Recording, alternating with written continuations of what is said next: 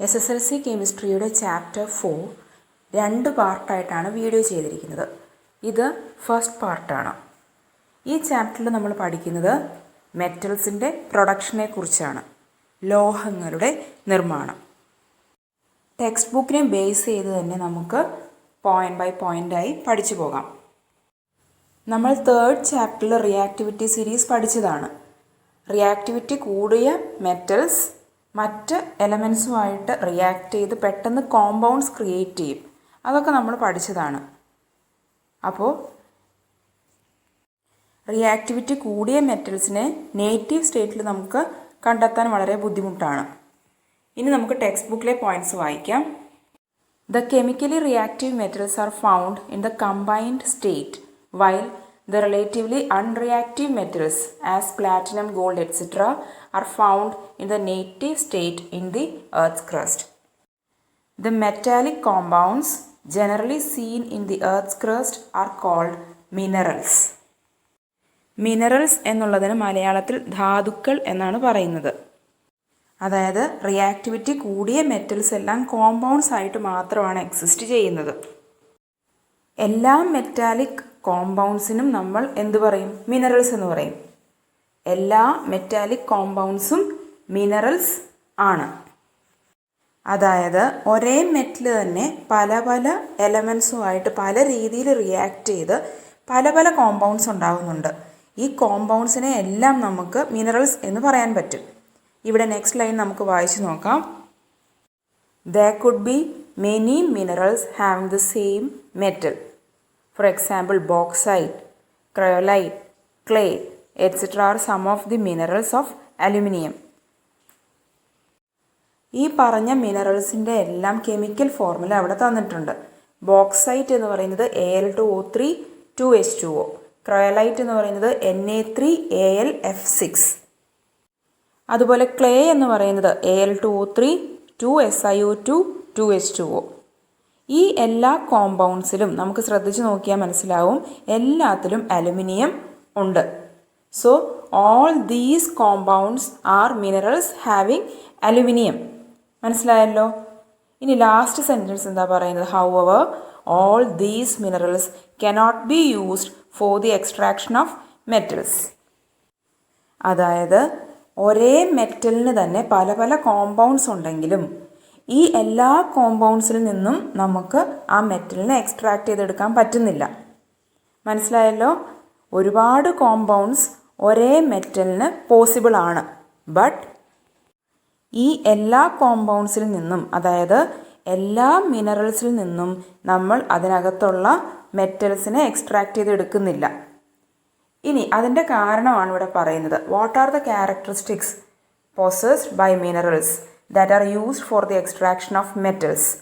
അതായത് മിനറൽസിന് ചില പ്രത്യേകതകളുണ്ടെങ്കിൽ മാത്രമേ നമുക്ക് അതിൽ നിന്ന് മെറ്റൽസ് എക്സ്ട്രാക്ട് ചെയ്തെടുക്കാൻ ശ്രമിക്കാൻ പോകുന്നുള്ളൂ. അപ്പോൾ ആ പ്രത്യേകതകൾ എന്തൊക്കെയാണ് എന്നാണ് ഇവിടെ പറയുന്നത്. Abundance, easily and cheaply separable, high metal content and low making cost. First one is abundance.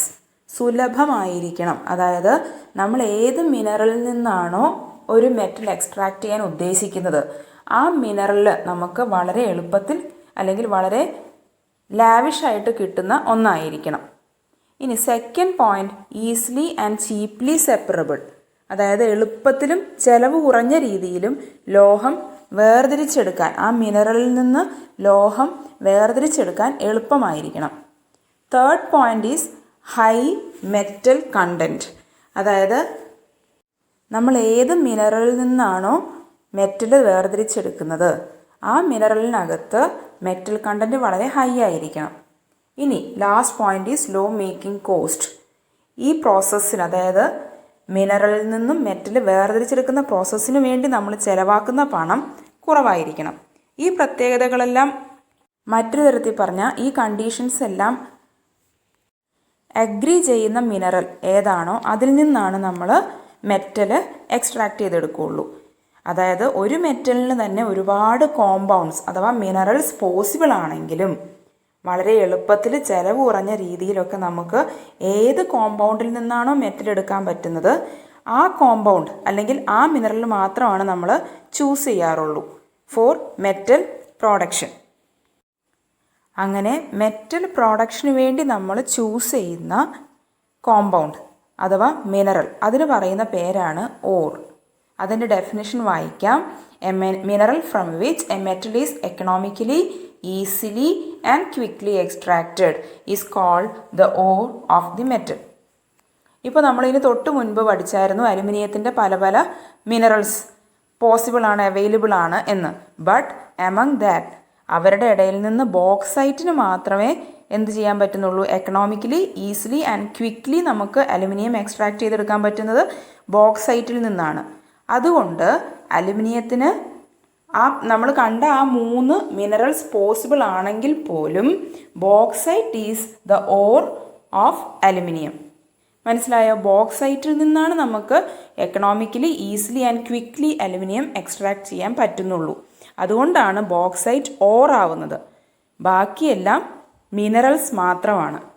അതുകൊണ്ടാണ് എല്ലാ ഓർസും, ഓൾ ഓർസ് ആർ മിനറൽസ് എന്ന് പറയാം. എല്ലാ ഓർസും മിനറൽസ് ആണ്. പക്ഷേ എല്ലാ മിനറൽസും ഓർസ് ആവുന്നില്ല.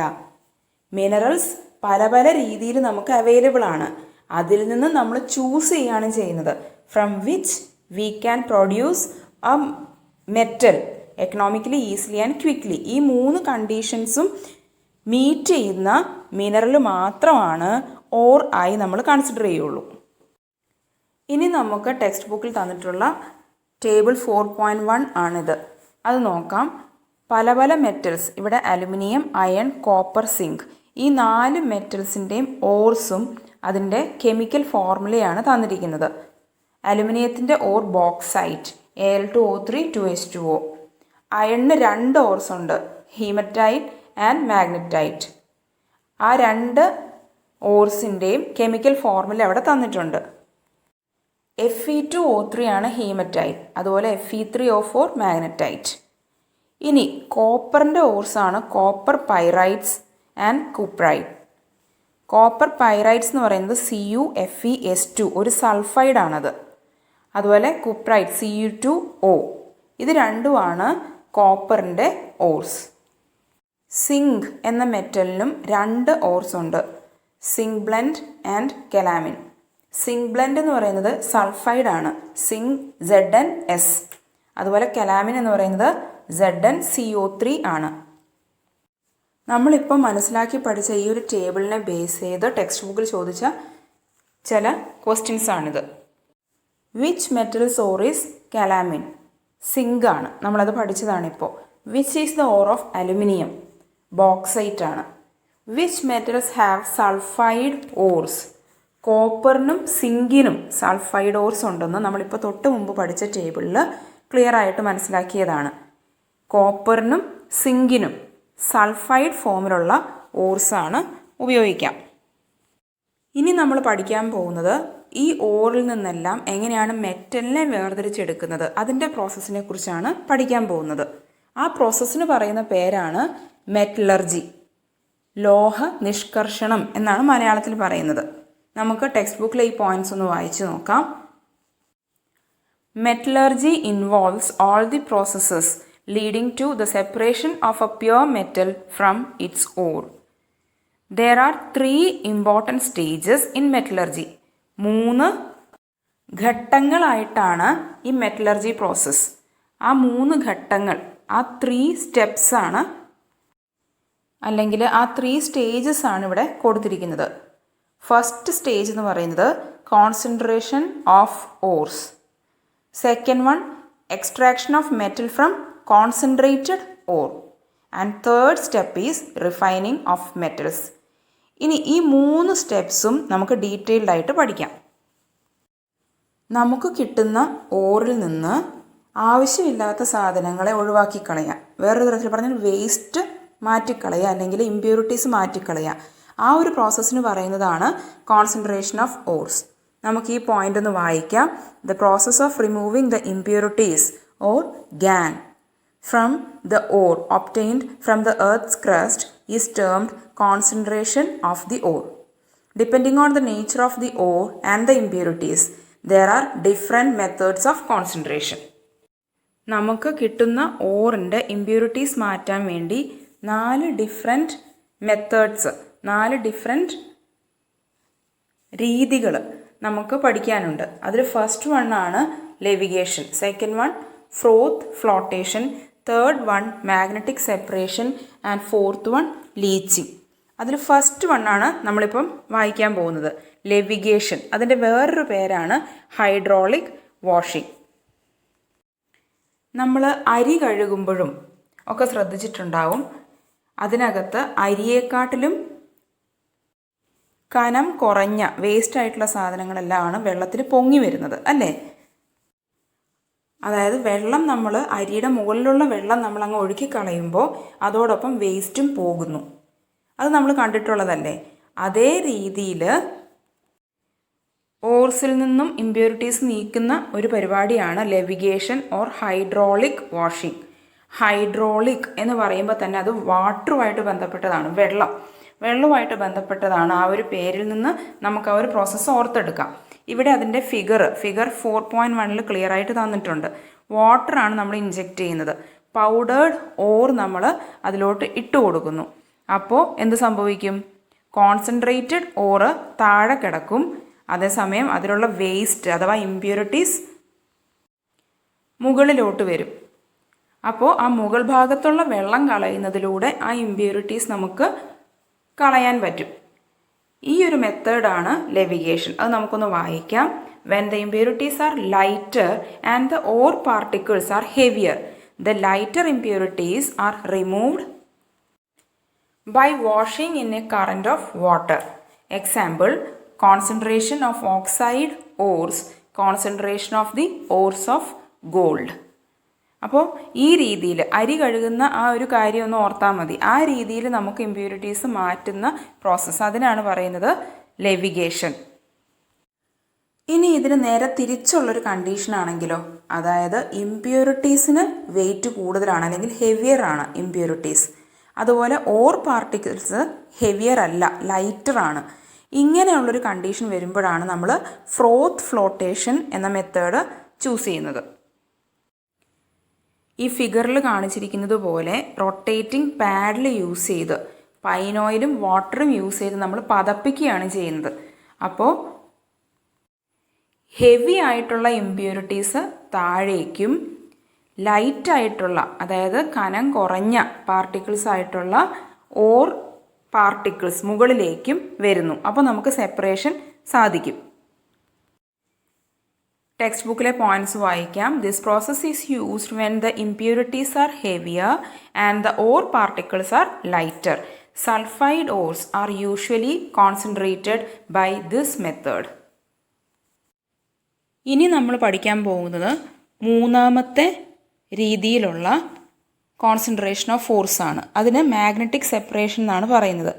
അതായത് ഒന്നുകിൽ ഇമ്പ്യൂരിറ്റീസ് അല്ലെങ്കിൽ ഓർ, ഏതെങ്കിലും ഒന്നിന് ഒരു കാന്തികമായ സ്വഭാവം അഥവാ മാഗ്നറ്റിക് നേച്ചർ ഉണ്ടെങ്കിൽ നമ്മൾ ഉപയോഗിക്കുന്ന മെത്തേഡാണ് മാഗ്നറ്റിക് സെപ്പറേഷൻ. നമുക്ക് ആ ടെക്സ്റ്റ് ബുക്കിലെ പോയിന്റ്സ് വായിച്ച് നോക്കാം. If either the or the impurity has magnetic nature, concentration is done by this method. This method is used for the concentration of magnetite ore of iron and also to separate iron tungstate, the magnetic impurity, from tin stone, the non-magnetic ore of tin. അതായത് tin stone എന്നുള്ളത് non magnetic ഓറാണ്. പക്ഷേ അതിൻ്റെ ഒപ്പം വരുന്ന impurity iron tungstate എന്നുള്ളത് magnetic ആണ്. അപ്പോൾ impurity magnetic ആണ്, പക്ഷേ ഓറ് നോൺ മാഗ്നറ്റിക് ആണ്. ഈ സിറ്റുവേഷനിലും ഇങ്ങനത്തെ സിറ്റുവേഷൻസിൽ അല്ലെങ്കിൽ എന്ത് സംഭവിക്കണം? ഓർ മാഗ്നറ്റിക് ആണ്, ഇമ്പ്യൂരിറ്റി നോൺ മാഗ്നറ്റിക് ആണ്. ഇങ്ങനെ വരുന്ന സിറ്റുവേഷൻസിലാണ് മാഗ്നറ്റിക് സെപ്പറേഷൻ നമ്മൾ യൂസ് ചെയ്യുന്നത്. അവിടെ ഫിഗർ 4.3 ടെക്സ്റ്റ് ബുക്കിൽ തന്നിട്ടുണ്ട്. ഫിഗർ ഒരു മാഗ്നറ്റിക് റോളറിലൂടെ ഓറിനെ കടത്തിവിടുന്നു. അപ്പോൾ മാഗ്നറ്റിക് കമ്പണൻറ്റും നോൺ മാഗ്നറ്റിക് കമ്പണൻറ്റും സെപ്പറേറ്റഡ് ആവുന്നു. ഇനി നമുക്ക് വേറൊരു സിറ്റുവേഷൻ ആലോചിച്ച് നോക്കാം. കുറച്ച് അരിയും ഉപ്പും തമ്മിൽ മിക്സായിപ്പോയി. എങ്ങനെ സെപ്പറേറ്റ് ചെയ്യും? അരിയും ഉപ്പുമാണ്. അപ്പോൾ ഒരു വെള്ളത്തിൽ അതങ്ങ് കലക്കിയെടുത്താൽ ഉപ്പുവെള്ളമായിട്ട് കിട്ടും, അരിയായിട്ട് മാറി കിട്ടും. മനസ്സിലായോ? ഈ രീതിയിൽ ഉള്ള ഒരു കോൺസെൻട്രേഷൻ പ്രോസസ്സാണ് ലീച്ചിങ്. ലീച്ചിങ് ചെയ്യുമ്പോൾ ഓറ് അവിടെ സൊല്യൂഷനിലായി പോകുന്നു, ഇംപ്യൂരിറ്റീസ് അവിടെ ഡിസോൾവ് ആകാതെ കിടക്കുന്നു. അപ്പോൾ ഇംപ്യൂരിറ്റീസിനെ നമുക്ക് ഈസി ആയിട്ട് ഓറിൽ നിന്നും വേർതിരിച്ചെടുക്കാൻ പറ്റുന്നു. നമുക്ക് ആ പോയിൻറ്റ്സ് ഒക്കെ ഒന്ന് ടെക്സ്റ്റ് ബുക്കിൽ നിന്ന് വായിക്കാം. On adding the ore to a suitable solution, a chemical reaction takes place and the ore dissolves. The insoluble impurities are filtered off. The pure ore is separated from the filtrate by a chemical reaction. Bauxite, the ore of aluminium, is concentrated by this method. Impurities dissolve ചെയ്യാതെ കിടക്കുന്നു, അതിനെ നമുക്ക് easy ആയിട്ട് മാറ്റിക്കളയാൻ പറ്റുന്നു. ഓർസ് അവിടെ dissolve ചെയ്ത് കിടക്കുന്നതിനെ വേറെ ചില കെമിക്കൽ റിയാക്ഷൻസിലൂടെ നമ്മൾ തിരിച്ചെടുക്കുന്നു. അതാണ് ലീച്ചിങ് എന്നുള്ള പ്രോസസ്സ്. ബോക്സൈറ്റിൽ നമ്മൾ ഇതാണ് യൂസ് ചെയ്യുന്നത്.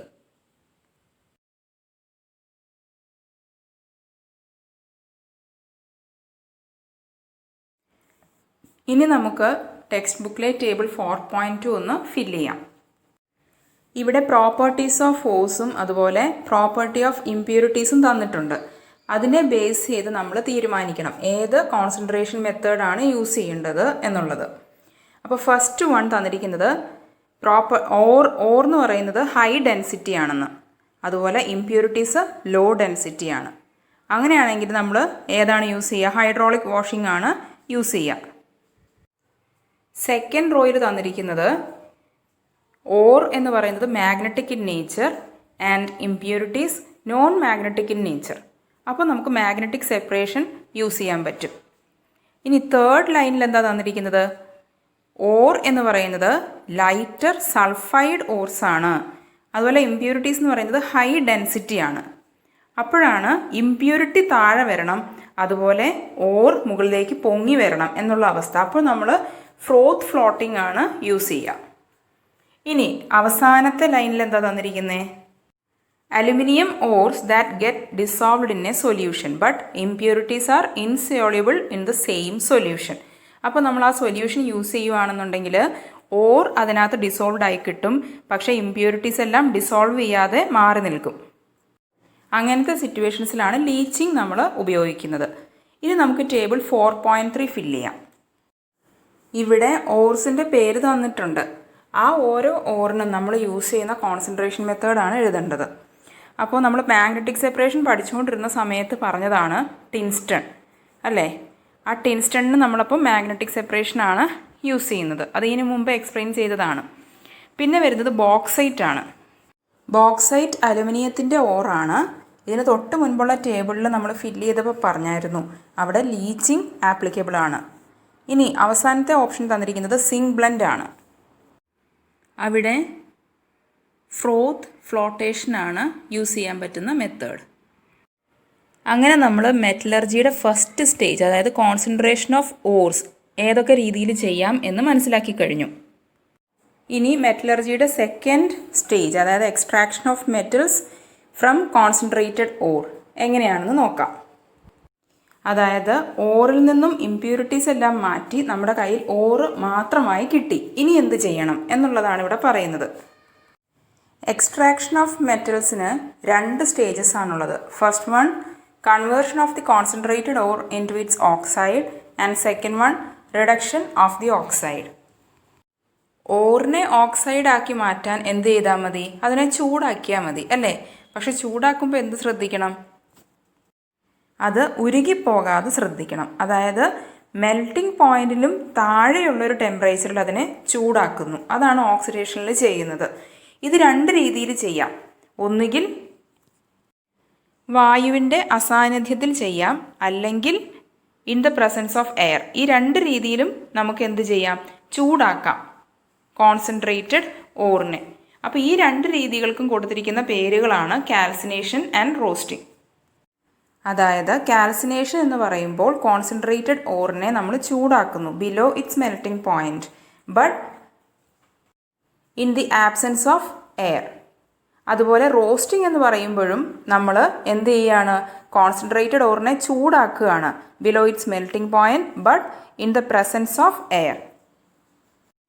നമുക്കിനി ഈ സ്റ്റേജസിന് ടെക്സ്റ്റ് ബുക്കിൽ തന്നിട്ടുള്ള ലൈൻസ് ഒന്ന് വായിച്ച് നോക്കാം. Calcination is the process of heating the concentrated ore in the absence of air at a temperature below its melting point. Carbonates and hydroxides of metals decompose to form their oxides. ഇനി roasting എന്ന് പറഞ്ഞാലോ, roasting is the process of heating the concentrated ore in a current of air at a temperature below its melting point. When the concentrated ore is subjected to roasting, the moisture present in it is removed as vapor. Sulfide ore combines with oxygen to form oxide. Example, Cu2s ore is converted to Cu2o by roasting. ഇവിടെ നമ്മൾ ശ്രദ്ധിക്കേണ്ട ഒരു point ഉണ്ട്. സൾഫൈഡായി കാണപ്പെടുന്ന ഓറുകളിലാണ് നമ്മൾ roasting ഉപയോഗിക്കുന്നത്. അതുപോലെ calcination എവിടെയാണ് ഉപയോഗിക്കുന്നത്? കാർബണേറ്റ്സും ഹൈഡ്രോക്സൈഡ്സും ഒക്കെ പ്രസൻറ്റ് ആയിട്ടുള്ള ഓറുകളിലാണ് നമ്മൾ കാൽസിനേഷൻ ഉപയോഗിക്കുന്നത്. അങ്ങനെ extraction of metals from concentrated or, അതിൻ്റെ ഫസ്റ്റ് സ്റ്റേജ് നമ്മളിപ്പോൾ ഡിസ്കസ് ചെയ്ത് കഴിഞ്ഞു. ഇനി സെക്കൻഡ് സ്റ്റേജാണ് പഠിക്കാനുള്ളത്. അത് റിഡക്ഷൻ ഓഫ് ദി ഓക്സൈഡ്. നമ്മുടെ കയ്യിലിപ്പോൾ മെറ്റൽ അതിൻ്റെ ഓക്സൈഡായിട്ടാണ് ഇരിക്കുന്നത്. അതിൽ നിന്ന് നമുക്ക് മെറ്റൽ കിട്ടണമെന്നുണ്ടെങ്കിൽ എന്ത് ചെയ്യണം? റിഡക്ഷൻ അഥവാ നിരോക്സീകരണം ചെയ്യണം. ഈ റിഡക്ഷന് വേണ്ടിയിട്ട് നമുക്ക് പല രീതിയിലുള്ള മെത്തേഡ്സ് യൂസ് ചെയ്യാം. നമ്മൾ ഇതിന് തൊട്ട് മുൻപുള്ള ചാപ്റ്ററിൽ റിയാക്ടിവിറ്റി സീരീസ് ഒക്കെ പഠിച്ചതാണ്. അപ്പോൾ അവിടെ നമ്മൾ മനസ്സിലാക്കിയായിരുന്നു മെറ്റൽസിനെ എങ്ങനെ റെഡ്യൂസ് ചെയ്തെടുക്കാം എന്നുള്ളത്. അപ്പോൾ റിഡക്ഷൻ ഓഫ് ദി ഓക്സൈഡ് അത് നമുക്ക് വായിച്ചു നോക്കാം. The process of extraction of metal from the oxide is reduction. Suitable reducing agents can be used for this purpose. During the process of the production of metal, electricity, carbon monoxide, etc. are used as reducing agents on the basis of the reactivity of the metal. മെറ്റൽസിൻ്റെ reactivity എന്താണെന്നുള്ളത് നമ്മൾ ഇതിന് മുൻപ് കഴിഞ്ഞ ചാപ്റ്ററിൽ പഠിച്ചതാണ്. Highly reactive ആയിട്ടുള്ള മെറ്റൽസിനെ മാറ്റിയെടുക്കാൻ ബുദ്ധിമുട്ടാണ് അല്ലേ? അപ്പോൾ എന്ത് ചെയ്യണം? അതാണ് താഴെ പോയിൻ്റായിട്ട് അവിടെ കൊടുത്തിരിക്കുന്നത്. Electricity is used as the reducing agent to extract highly reactive metals like sodium, potassium and calcium from their ores. അങ്ങനെ നമ്മളിപ്പോൾ മെറ്റലർജിയുടെ ഫസ്റ്റ് 2 സ്റ്റേജസും ഡിസ്കസ് ചെയ്ത് കഴിഞ്ഞു. ഇനി തേർഡ് സ്റ്റേജാണ് റിഫൈനിങ് ഓഫ് മെറ്റൽസ്.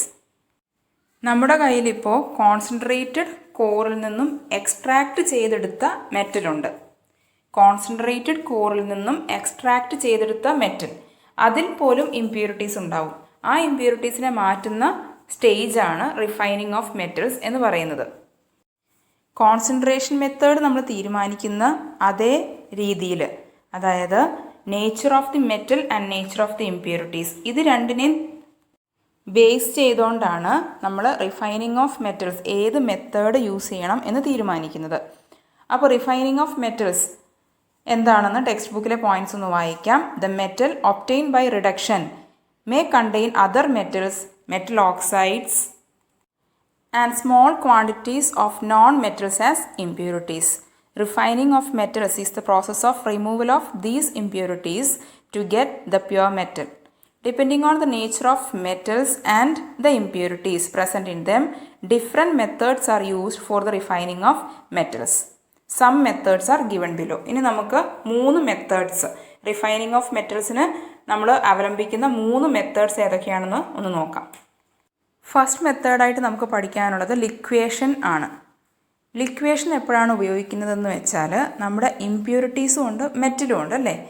ഈ 2 വസ്തുക്കളുടെയും, അതായത് മെറ്റലിൻ്റെയും ഇംപ്യൂരിറ്റീസിൻ്റെയും മെൽറ്റിംഗ് പോയിൻറ്റ്സ് ഡിഫറൻ്റ് ആയിരിക്കുക. ഓക്കെ, ഈ 2 വസ്തുക്കളുടെയും മെൽറ്റിംഗ് പോയിൻ്റ് ഒത്തിരി ഡിഫറൻ്റ് ആണെന്നുണ്ടെങ്കിൽ ഇപ്പം നമ്മുടെ കയ്യിലുള്ളത് എന്താണ്? കമ്പൈൻഡ് ആയിട്ടുള്ളൊരു ഫോമാണ്, മെറ്റൽ വിത്ത് ഇംപ്യൂരിറ്റിയാണ്. അതിനെ ഒരു കോൺസ്റ്റൻറ്റ് ടെമ്പറേച്ചറിൽ ചൂടാക്കുകയാണെന്ന് വിചാരിച്ചോ. സോ മെൽറ്റിംഗ് പോയിൻറ്റ് കുറഞ്ഞയാൾ ആദ്യം ഉരുകും, റൈറ്റ്? മെൽറ്റിംഗ് പോയിൻറ്റ് കുറഞ്ഞയാൾ ആദ്യം ഉരുകി മാറി നിൽക്കും. മെൽറ്റിംഗ് പോയിൻറ്റ് കൂടുതലുള്ളയാളോ ഉരുകാതെ നിൽക്കും. അപ്പോൾ നമുക്കത് ഈസി ആയിട്ട് സെപ്പറേറ്റ് ചെയ്തെടുക്കാൻ പറ്റും. ഈ മെത്തേഡാണ് ലിക്വേഷൻ. ഇനി നമുക്ക് ടെക്സ്റ്റ് ബുക്കിലുള്ള പോയിൻറ്റ്സ് ഒന്ന് വായിച്ചു നോക്കാം. ആ ഫിഗറും നന്നായിട്ട് മനസ്സിലാക്കുക.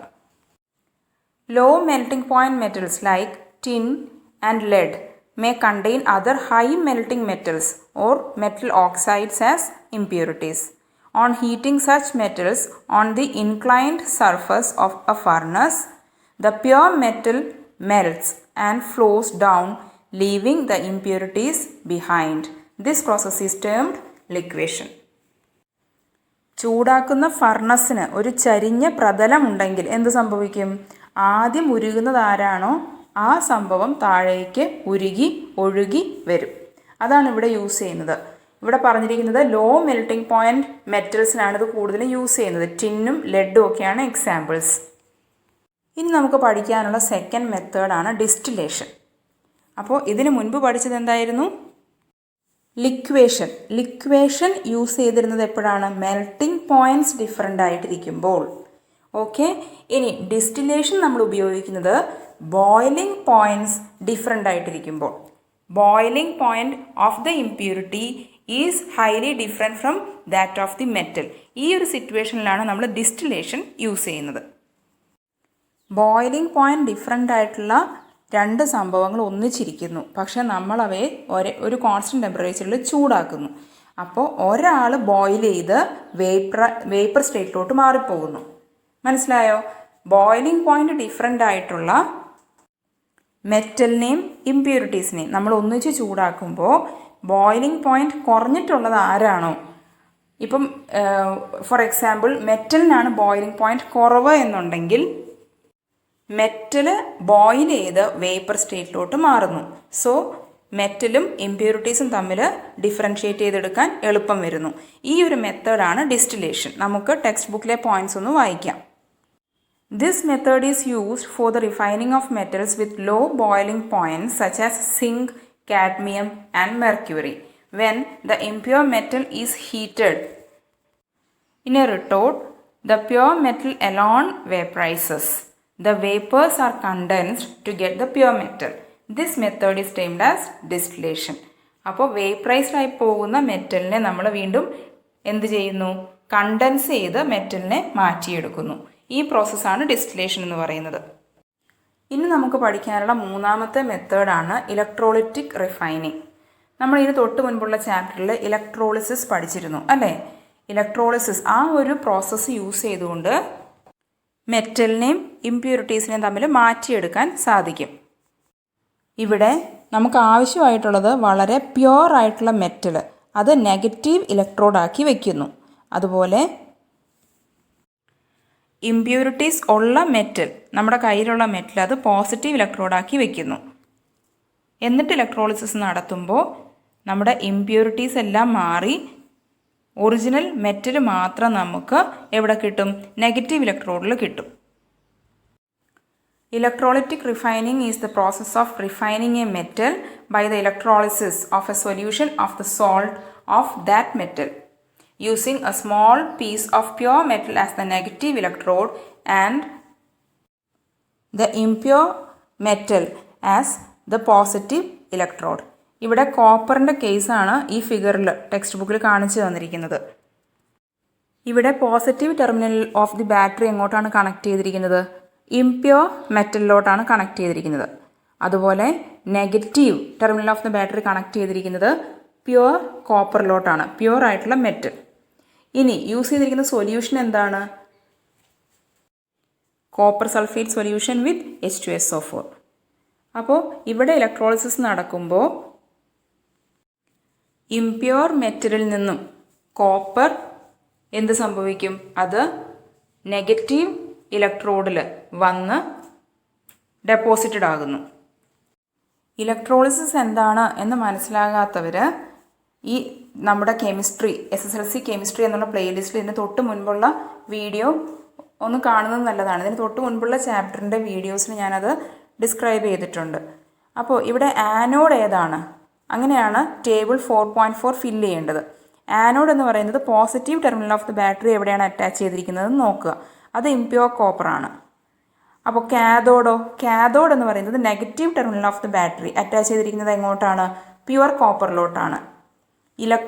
ഇലക്ട്രോലൈറ്റ് എന്താണ്? ഇലക്ട്രോലൈറ്റ് എന്ന് പറയുന്നത് H2SO4 അടങ്ങിയ കോപ്പർ സൾഫേറ്റ് ആണ്. ഇനി chemical reactions at cathode and anode, ഇതെല്ലാം നമ്മൾ ഇലക്ട്രോളിസിസ് പഠിച്ചപ്പോൾ വളരെ ഡീറ്റെയിൽഡ് ആയിട്ട് പഠിച്ചതാണ്. ആ ഇക്വേഷൻസ് ഈ ഫിഗറിൽ എഴുതിയിട്ടുണ്ട്. ആനോഡിൽ എന്താണ് സംഭവിക്കുന്നത്? ഓക്സിഡേഷൻ അല്ലേ, അതായത് Cu ബിക്കംസ് Cu2++ 2 ഇലക്ട്രോൺസ്. ഇനി കാഥോഡിൽ എന്താണ് സംഭവിക്കുന്നത്? റിഡക്ഷൻ, അതായത് Cu2+ + 2 ഇലക്ട്രോൺസ് ബിക്കംസ് Cu. അങ്ങനെ പ്യുവർ കോപ്പർ നമ്മുടെ കാഥോഡിൽ ഡെപ്പോസിറ്റഡ് ആകുന്നു. ഈ ചാപ്റ്ററിലെ റിമൈനിങ് പോർഷൻ ഇതേ പ്ലേലിസ്റ്റിൽ തൊട്ടടുത്ത വീഡിയോ ആയിട്ട് ആഡ് ചെയ്യുന്നതാണ്. Thanks for watching and thanks for subscribing.